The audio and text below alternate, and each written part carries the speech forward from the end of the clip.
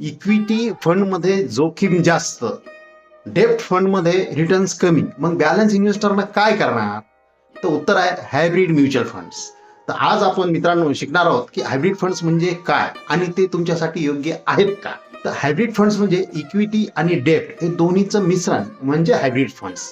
Equity मधून आपल्याला growth मिळते आणि डेप्ट मधून स्टॅबिलिटी मिळते. हायब्रिड फंडचे प्रकार कोणते कोणते आहेत? तर हायब्रिड मध्ये इक्विटी ओरिएंटेड हायब्रिड फंड्स असतात, डेप्ट ओरिएंटेड हायब्रिड फंड्स आहेत, बॅलन्स ॲडव्हान्टेज हायब्रिड फंड्स आहेत. कोणासाठी योग्य आहे? बॅलन्स इन्व्हेस्टर ज्यांना ग्रोथ प्लस स्टॅबिलिटी दोन्ही हवं आहे.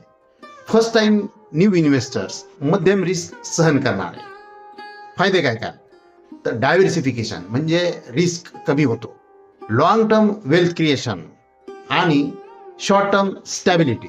जोखमी काय काय? तर जोखमीमध्ये मार्केट व्हॉलॅटिलिटी, इक्विटी भागात ही एक जोखीम आहे. इंटरेस्ट रेटची एक जोखीम आहे रिस्कमध्ये, जसं की डेप्ट भागात. तर सुरुवात कशी करावी? तर तुमचं एक उद्दिष्ट ठरवून घ्या. इक्विटी वर्सेस डेप्ट प्रोपोर्शन त्याचं कसं राहील हे समजून घ्या.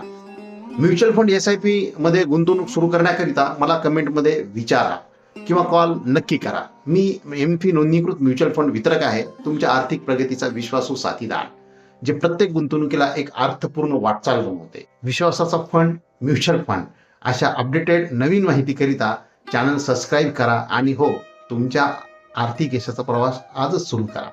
कमेंटमध्ये सांगा की तुम्ही हायब्रिड फंडमध्ये गुंतवणूक केली आहे का. धन्यवाद. म्युच्युअल फंडातील गुंतवणुकींना मार्केटमधील जोखमी संभवतात. स्कीम संबंधी सर्व दस्तावेज काळजीपूर्वक वाचा.